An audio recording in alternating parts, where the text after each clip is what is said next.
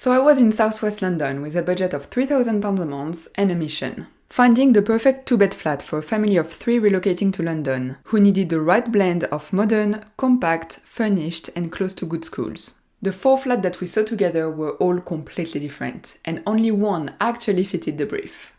We are in Southfields, and this first property looked like it could be the dream flat. It had incredible views, a beautiful building and plenty of space. But there were 2 things that stopped it from being the right option. So first of all, the building itself is impressive. It's this mansion that is in a gated private garden, only shared with the resident of this space, and it felt peaceful and safe. The flat is on the 2nd floor, which is also the top floor, and there is no lift. When you get in, there is this little staircase with hooks for coats and space to leave shoes. And then this is the view from the living room. It is absolutely stunning. I love it. I've said it before, but a good view can make all the difference.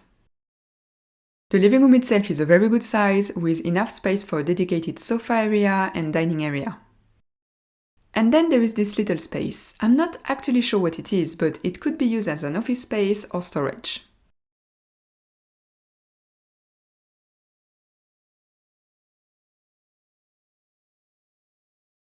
Here's the biggest bedroom. It's facing the road, but as I said, it's not directly on the road. And the quirky little corners have been converted into smart storage space.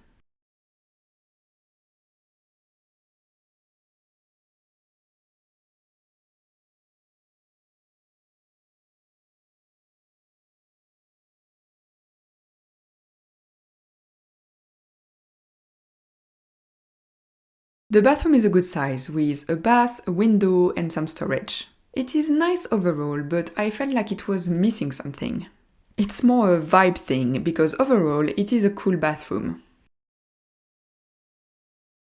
Then this is the 2nd bedroom, which is smaller, but look at the view. That is absolutely incredible.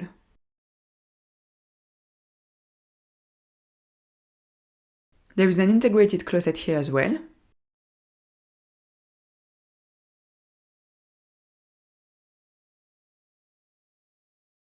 And it has its own bathroom, which has a shower and is overall quite neutral.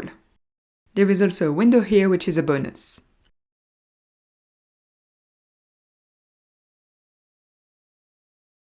And finally, here's the kitchen, which is spacious enough. There is no storage on the walls, but it is because we are on the top floor and the walls are angled. So I won't make my usual comment complaining that the landlords haven't used the space for storage. But other than that, it looks great. We have all the storage we need below the countertop, good amount of countertop space, and 2 windows that are also showing this incredible view. So this flat was great. Super bright, very spacious, and in an impressive building. However, it was unfurnished, which was an issue for my client who was relocating from abroad with no furniture at all. And given that they didn't know how long they were going to spend in London, they didn't want to go through the whole process of buying furniture. Another thing that was bothering me about this place is that there was a weird bathroom smell, like there was stagnant water in the pipes or something. The flat was clean otherwise, so I'm not sure what the issue was. That's something I raised to my client as a red flag. It was listed at £2,750 a month, which is in line with market prices in this area. So we put it on the backup list and we kept looking.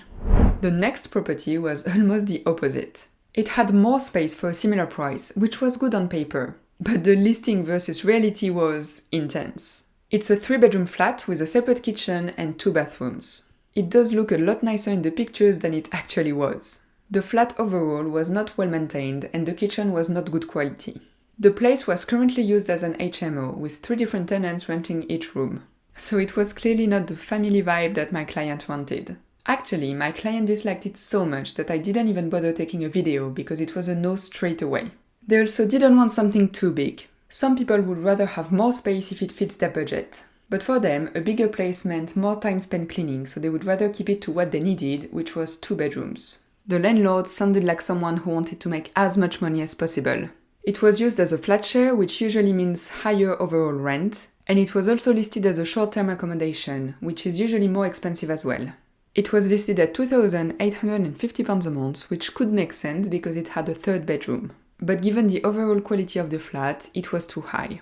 So this just wasn't the right fit for the client, at all. The next property has a garden and a quirky layout, so it was a risky bet. And by the way, if you want to have me in your corner when flat hunting, to warn you about red flags and dig out the best deals, you can book a free call. The link is below. So this next one is part of a house that has been split into flats. But it's not one flat per level as we usually see. It is 3 flats across the width of the house and each property is split over 3 levels. The good thing about this place is that there is this little garden area which is super nice. The first bedroom opens directly onto the garden. There is this little corridor with storage under the stairs and space for a washing machine. There is also a bathroom that is an okay size and in good condition overall, and it opens directly onto the bedroom. You can access this integrated wardrobe from the room, which wasn't obvious from the pictures. Let's just say the layout didn't flow well in this room, the bed did not fit well. However, this could work well as a single bedroom for a child, so it wasn't a deal breaker if the landlord was willing to remove this double bed. Then on the second floor, this is where we have the reception room. The wooden floor looks great and the kitchen is not huge, but it's super practical. There is plenty of storage and there is a full-size fridge and a dishwasher as well. The living room though is quite small. Having a dining table between the TV and the sofa is not ideal, but I do love the big windows overlooking the little garden.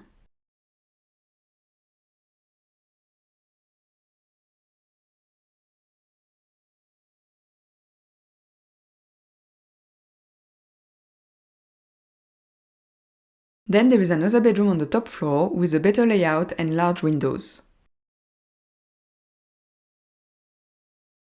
And there is also a bathroom, which looks modern and has a large shower and a window.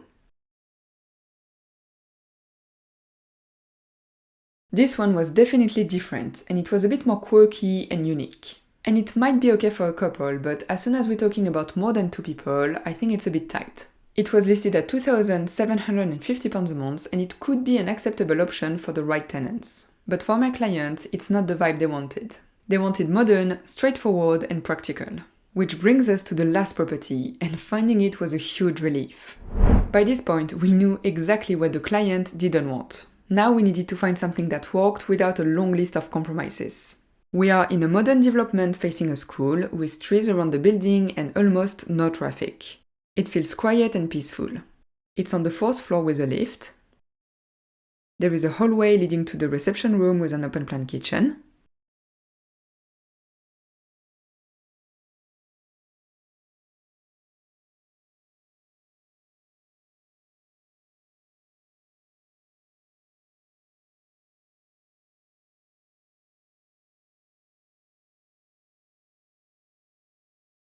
There is a big balcony. It does have a view on the neighbor's garden, but you can also see all the trees in the horizon, so that's nice.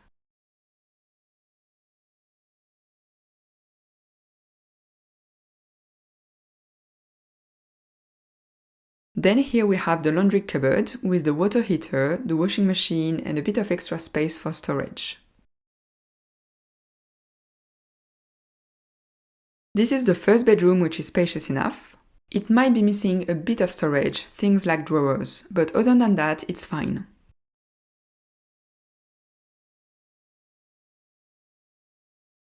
And then here's the second bedroom, which is very similar.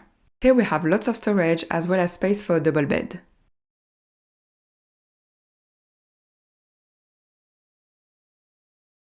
And that's the bathroom, which is very spacious and in perfect condition, fully tiled. There is a bath, a big mirror, storage, and it is spotless. So that was the one. I knew as soon as I entered the flat that my client was going to pick it. It was first listed at £2,900 a month, but it was then reduced to £2,750 a month on the day we viewed it. It fits all of the criteria. Modern, well-maintained, fully furnished, close to a good school, in a green, quiet, safe, peaceful area. The winner was not the biggest and not the cheapest. It was the one with the fewest compromises. One important thing as well is that the people currently living here were the owners. They were upsizing and wanted to keep their flat. In my experience, these are the best kind of landlords because they actually care about the place. They want to keep it in good condition and they are more likely to address issues quickly and to provide quality care. So that's my mission accomplished. And you can watch my next adventure here trying to find the perfect one bed for another client.